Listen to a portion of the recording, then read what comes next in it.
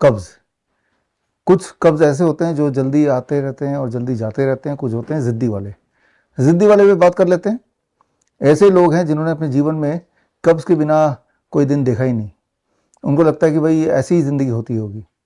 लेकिन मैं आपको ये बताना चाहूँगा कि ज़िद्दी से ज़िद्दी कॉन्स्टिपेशन भी आसानी से ठीक हो सकता है, और कुछ दिनों में। कितने दिनों में? 5 दिन में, 6 दिन में। कैसे ठीक होगा, इसको स्टेप बाय स्टेप समझते हैं। उससे पहले समझना पड़ेगा कॉन्स्टिपेशन होता क्यों है। देखिए, एक बात समझना पड़ेगा, आपके कोलोन में एक तरह के बैक्टीरिया होते हैं जो सिर्फ फाइबर पे निर्भर होते हैं। फाइबर फाइबर यानी कि जब आप कोई भी चीज़ खाते हैं, जैसे फ्रूट्स एंड रॉ वेजिटेबल्स, तो आप फाइबर भी खाते हैं। ये जो फाइबर है, that is not your body food. वो आपकी बॉडी की रिक्वायरमेंट नहीं है, वो कोलोन में जो बैक्टीरिया उनकी रिक्वायरमेंट है। और वो बैक्टीरिया जितने ठीक से आप उसको पोषण करेंगे, फाइबर देंगे, उतना अच्छा वो कोलोन की सफाई रखेंगे। एंड अगर सफाई नहीं रख पाते तो that is called constipation. As simple as that. Constipation बहुत लंबे समय तक रहेगा तो कुछ लोगों को उससे कई सारी और दिक्कतें, जैसे पाइल्स है, फिशर्स हैं, और कोई अल्सर बनेगा, कोई ट्यूमर बनेगा, फाइनली कुछ कैंसर बनेगा, इंटरनल ब्लीडिंग होगी, या एनएस से ब्लीडिंग होगी। तो ये सारे एडवांस रूप होते जाते हैं। So it will not restrict just to constipation. एक और बात ये है कि कॉन्स्टिपेशन अगर है तो मान लीजिए आपकी दुनिया की सारी के सारी बीमारियां भी आपको आने ही वाली है, लगी चुकी है। जितना साफ आपका पेट होगा उतना साफ आपका शरीर होगा। याद रखिए एक छोटी सी बात, आपके बॉडी के जो सारे ऑर्गन्स हैं, जितने भी ऑर्गन्स आप जानते हैं, चाहे वो ब्रेन हो, चाहे वो हार्ट हो, चाहे वो लंग हो, चाहे वो किडनी हो, उन ऑर्गन और एक्सटर्नल दुनिया के बीच में जो बैरियर है, दैट इज योर स्टमक। कोई भी चीज़ आप खाते हैं सीधे हार्ट में नहीं पहुंचेगा, सीधे लंग में नहीं पहुंचेगा। कहाँ पहुंचेगा? वो स्टमक में पहुंचेगा। कहाँ पहुंचेगा? वो इंटेस्टाइनल सिस्टम में पहुंचेगा, और उसके बाद वहाँ से फिल्टर होके, वहाँ से एब्जॉर्ब होके, फिर वो न्यूट्रिशन जो है वो जहाँ जहाँ भी जाना है वो जाएगा। राइट? तो the stomach is a barrier between the food and the rest of the organs. तो ये जो इंटेस्टाइनल सिस्टम है, इसको अच्छा होना ही पड़ेगा। अगर वो ठीक नहीं रहेगा तो समझ लीजिए कि आप ठीक नहीं हैं। बहुत सारी बीमारियां होंगी, ना जाने कैसे कैसे।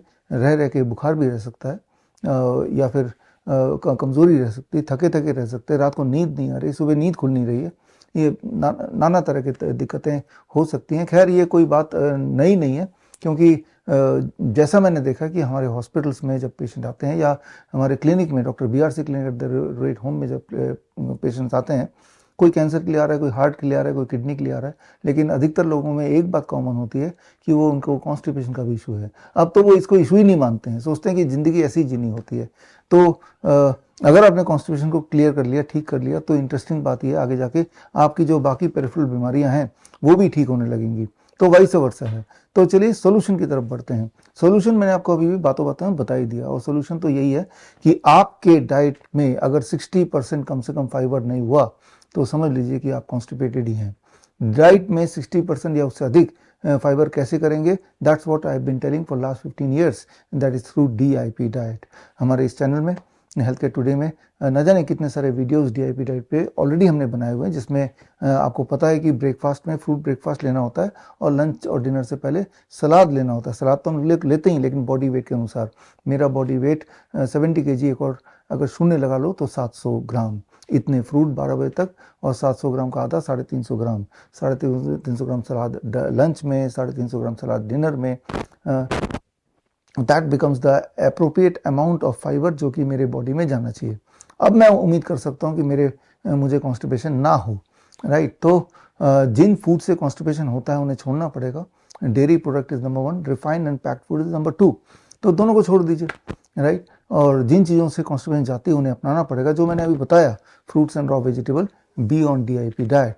जब आप ये करेंगे, हमारे पेशेंट जब हमारे क्लिनिक में आते हैं, जो लोग करते हैं, हज़ारों हज़ारों लोग, और कई कई साल तक हमने यही ऑब्जर्व किया है, इट टेक्स अबाउट 3 days, 3 दिन लगता है कॉन्स्टिपेशन से पीछा छुड़ाने में, फॉर 90% ऑफ द पेशेंट।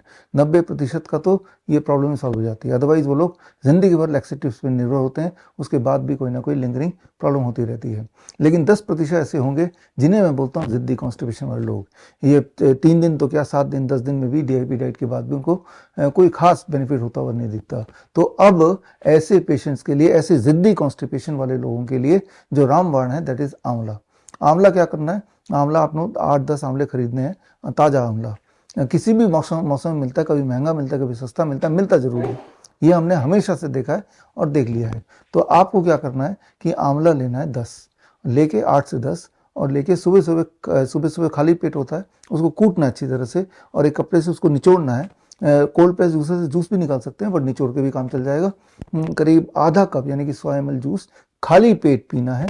फिर DIP डाइट, पहले दिन, दूसरे दिन, तीसरे दिन, चौथे दिन तक मोस्ट लाइकली आपको लूज मोशन के सिम्टम आएंगे, यानी कि बॉडी बता रही है कि आंवला बंद कर दो। तो ये 4 दिन का डोज होगा, किसी का 3 दिन का होगा, किसी का 5 दिन का होगा। इतने में ही जिद्दी कॉन्स्टिपेशन टूट जाता है और उसके बाद आपने आंवला छोड़ दिया और continue with the DIP diet, the problem of constipation is gone, right. So that is as simple as that. और क्या नहीं करना है, कुछ लोग सोचेंगे शॉर्टकट ले लेते हैं, आंवले का जूस तो बाजार में वैसे ही मिलता है पैक्ड, वो लेंगे तो काम नहीं करेगा। एक्सपेरिमेंटली लेके देखिए, कुछ काम नहीं करेगा, क्योंकि जब आप आंवला खुद लेते हैं और उसको कूट के जब उसका जूस निकालते हैं, that is a live enzyme. उस आंवले में लाइव एंजाइम है।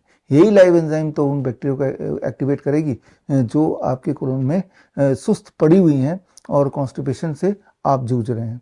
तो इतनी छोटी सी बात है, भयंकर से भयंकर बीमारी के इनिशियल स्टेजेस में कॉन्स्टिपेशन से ही शुरू होता है, लेकिन ये कॉन्स्टिपेशन अपने आप में बड़ी तेजी से ठीक हो सकता है, ठीक होता है। बड़ी से बड़ी बीमारी का आसान से आसान इलाज घर बैठे ही हो सकता है। अधिक जानकारी के लिए कांटेक्ट करें nearest doctor BRC clinic @home। Lifestyle disease हो या इन्फेक्शियस इलनेस, कॉस्मेटिक्स हो या पेन मैनेजमेंट, घर पर ही बनाएं अपनी दवा। Ancient wisdom and modern evidence base का अनोखा मिश्रण। Join 1 month online training, be a certified Neem therapy practitioner.